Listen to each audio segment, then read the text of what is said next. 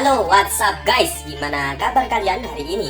Semoga sehat selalu dan dimudahkan rezekinya ya. Baiklah, pada kali ini Mimin mau menceritakan kelanjutan sequel dari film Rogue Warfare yang pertama dengan judul Rogue Warfare The Hunt. Jika kalian belum nonton sequel film yang pertama, silahkan pencet kartu di atas ya. Jadi pada sequel kedua ini singkatnya, anggota yang tersisa berusaha menyelamatkan Daniel yang pada sequel pertamanya mereka ketahui ia masih hidup. Seperti biasa, yang belum makan silahkan makan dulu. Kalau udah cuci tangan dan pencet tombol merah di kanan bawah video ini ya ngap. Oke, tanpa basa-basi lagi yuk kita masuk ke film Rogue Warfare The Hunt. Semongko. Pada awal film kita diperlihatkan Daniel yang sedang disekap oleh pasukan teroris jubah hitam. Dan terlihat sekarang Daniel terlihat dengan kondisi yang sangat buruk. Pemimpin jubah hitam menginginkan Daniel menyaksikan teman-temannya meninggal satu persatu. Di lain sisi diperlihatkan para anggota yang tersisa sedang mencari keberadaan Daniel dengan cara menyusuri lembah dan perbukitan. Dengan bantuan senjata canggih berupa satelit, mereka berhasil menemukan titik lokasi yang keberadaan kamp pasukan jubah hitam. Dan begitu sampai, anggota tim khusus langsung membuat serangan dadakan kepada kelompok jubah hitam yang terlihat sedang lengah.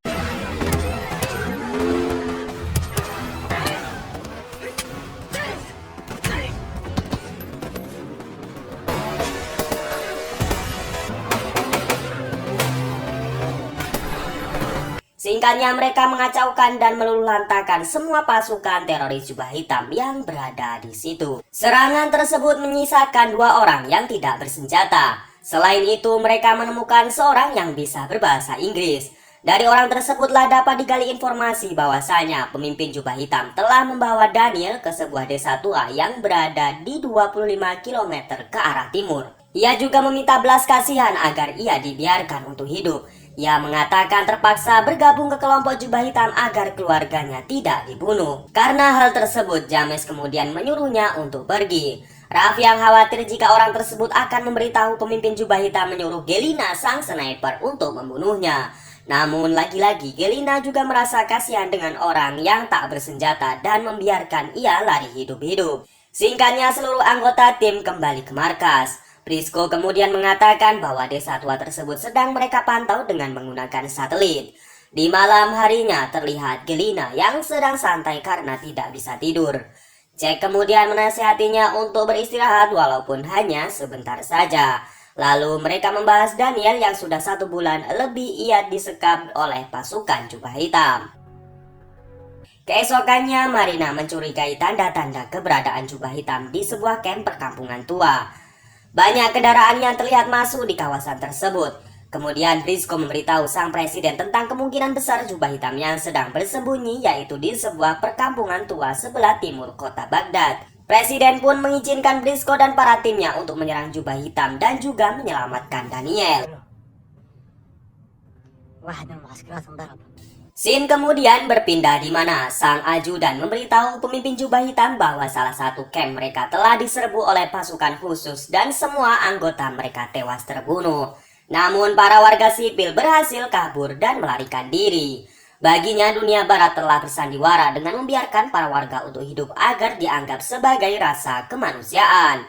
Ia juga berkeyakinan bahwa semua penduduk di tanah ini akan berpihak pada kelompoknya sebagai sesama saudara. Akan tetapi jika mereka menolaknya, itu sama saja sebagai seorang pengkhianat. Lalu sang ajudan juga mengatakan bahwa sang pria tadi berhasil selamat karena meminta belas kasihan agar ia dibiarkan untuk hidup. Kemudian pemimpin jubah hitam mengatakan ia termasuk pengkhianat dan sangat tidak layak berada di kelompoknya.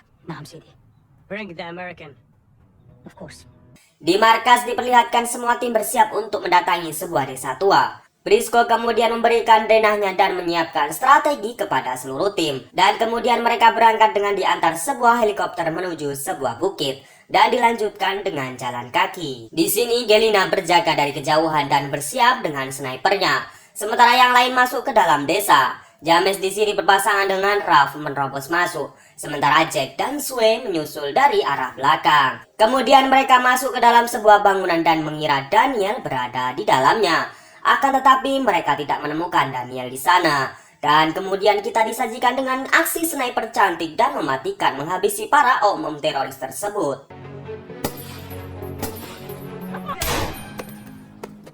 Namun di sini Gelina diserang oleh beberapa teroris yang menembak ke arahnya bersamaan dengan perginya truk mereka. Kemudian Gelina yang sekarang sudah pindah posisi memberitahu para anggota jika pasukan jubah hitam sudah mengetahui posisi mereka saat ini. Dan mereka kemudian bersiap untuk meninggalkan desa itu. Sementara itu di markas pusat, Briscoe memerintahkan sebuah drone untuk mengikuti kemana truk tersebut pergi. Di tengah perjalanan, sopir truk menyadari bahwa mereka sedang diikuti oleh sebuah drone. Untuk itu mereka mengarahkan truknya ke sebuah terowongan. Dan kemudian para anggota tim juga terlihat kembali ke markas dengan perasaan kecewa. Scene kemudian memperlihatkan kelompok jubah hitam yang sekarang berada di camp baru. Dan sang ajudan melaporkan kepada ketua bahwa ia sekarang sedang membuat bom baru. Bom tersebut dinilai lebih praktis dan hemat bahan bakar. Maksudnya efisien. Sementara di markas Amerika, Briscoe mengatakan bahwa misi yang barusan itu gagal. Dan mereka juga kehilangan jejak truknya. Namun ia berjanji bahwa bagaimanapun caranya Daniel harus selamat. Akan tetapi di kondisi sebenarnya Daniel sekarang seperti orang gila. Ia memainkan sebuah dahan yang ia anggap sebagai senjata api. Ia juga terlihat tertawa sendiri di hadapan pemimpin jubah hitam. Tak habis dengan itu, Daniel kemudian dikeluarkan dari kurungan dan dibawa di atas bukit. Ia juga dibohongi bahwa teman-temannya sekarang sudah mati. Daniel juga disiksa dengan cara diikat di sebuah tiang di bawah teriknya matahari. Kemudian beberapa jam kemudian ia diguyur air dan dibawa kembali ke dalam kurungan. Daniel terus ditekan mentalnya dengan cara membunuh pria yang dibiarkan hidup oleh pasukan khusus di hadapannya. Dan di sini terlihat Daniel sangat shock dengan hal tersebut.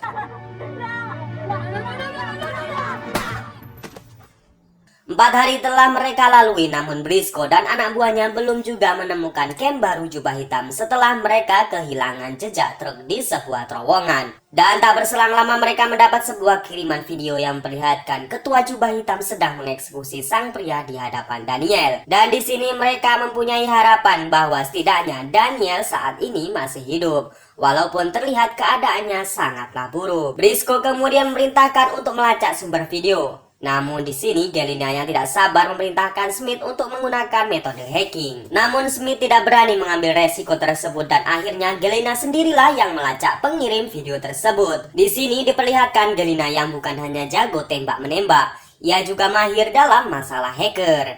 Dan singkatnya, Gelina telah berhasil menemukan server Amerika dan ia juga menemukan tempat-tempat yang kemungkinan besar itu adalah markas baru jubah hitam. Di lain sisi, bom yang dibuat pasukan jubah hitam sekarang siap untuk diuji coba. Lalu Daniel dikeluarkan dari kurungan untuk menunjukkan efek yang dihasilkan dari gas sarin. Di sini seorang teroris dengan setia mengorbankan dirinya sebagai alat uji. Ia kemudian makan gas sarin yang telah dikristalkan. Hal tersebut langsung membuat seluruh organ tubuhnya tidak berfungsi dan akhirnya ia tewas. Daniel yang melihatnya tambah stres dengan keloyalitasan seorang prajurit jubah hitam. Lalu ketua jubah hitam memprovokasi Daniel dengan mengatakan bahwa teman-temannya pasti tidak mau mengorbankan nyawa mereka demi menyelamatkan Daniel. No, not much there. That is the point. Di sisi lain, Gelina yang sudah mengetahui camp baru jubah hitam kemudian menginfokan kepada Briscoe dan James. Dan setelah diperjelas lokasi tersebut di sebuah perbukitan. Menurut Gelina, tingkat kebenaran lokasi yang ia temukan adalah 90%. Sehingga Briscoe kemudian beri izin untuk para tim mengecek lokasi tersebut. Tetapi tanpa mereka ketahui, di sini kelompok jubah hitam sudah berkemas untuk pindah tempat. Di atas bukit, sang ajudan beritahu ketua bahwa mereka siap untuk berangkat. Dan ketua jubah hitam sudah tidak sabar lagi dengan kebebasan negaranya setelah mereka berhasil memenangkan peperangan ini. Ketua jubah hitam kemudian mendatangi Daniel dan memberikan sebuah pistol kepadanya. Saat sang ketua pergi, Daniel mengalami dilema. Namun saat pelatuk ia tarik, dan pistol itu ternyata tidak ada pelurunya. Sang ketua kemudian mengatakan Daniel tidak dibiarkan mati begitu saja. You didn't think I'd make it that easy, did you? Sementara itu pasukan khusus telah siap untuk misi menyelamatkan Daniel dengan diantar sebuah helikopter untuk menuju titik lokasi. Sedangkan sang ajudan melaporkan kepada ketua bahwa komputer mereka berhasil diretas dan kemungkinan pasukan khusus sedang menuju ke camp mereka. Dan sang ketua menyuruh anak buahnya untuk bersiap menyambut mereka. Selain itu mereka menyuruh anak buahnya untuk segera mengeksekusi Daniel di sebuah bukit karena ia dinilai telah banyak mengetahui rencana dari Jubah Hitam.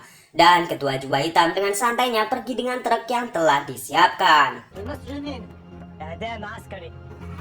Singkat cerita, para pasukan telah sampai di lokasi. Mereka melihat ada pintu yang menuju terowongan bawah tanah. Namun tanpa sepengetahuan mereka, dua teroris sedang membawa Daniel untuk dieksekusi. Kemudian kita diperlihatkan aksi pasukan khusus yang memasuki terowongan dan melumpuhkan beberapa teroris di sana. Ternyata terowongan tersebut berujung di markas pasukan Jubah Hitam. Dan kemudian Gelina memindai situasi. Ralph, James, dan Jack mengecek ke dalam tenda. Sedangkan Gelina dan Sue berada di atas untuk mengawasi keadaan. Dan di dalam tenda terlihat pasukan Ralph berhasil menyandra pasukan teroris. Dan menanyakan di mana keberadaan Daniel. Akan tetapi teroris tersebut memilih mati dibandingkan memberitahu mereka.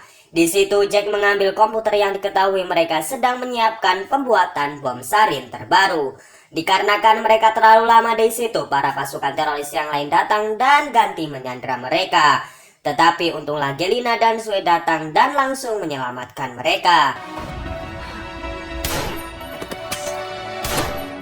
Karena suara tembakan itu, pasukan teroris datang dan menyerbu mereka. Dan baku tembak antar mereka pun tidak bisa lagi terelakkan.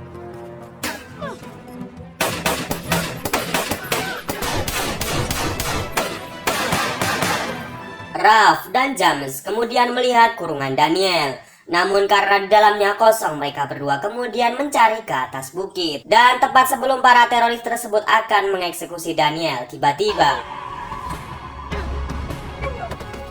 Tiba-tiba James dan Ralph menolongnya tepat pada waktunya. James kemudian mengabari markas bahwa misi kali ini mereka sukses. Namun Daniel terlihat depresi dan sangat syok. Mereka pun bergabung kembali dengan timnya Gelina dan segera pergi dari sana. Tapi tunggu dulu, para pasukan teroris tersebut tak semudah itu menyerah. Mereka terus menyerang pasukan khusus di sepanjang perjalanan. Dan pada adegan ultimate-nya, Jack melemparkan sebuah granat ke kerumunan pasukan Jubah Hitam yang membuatnya ambyar tak karuan.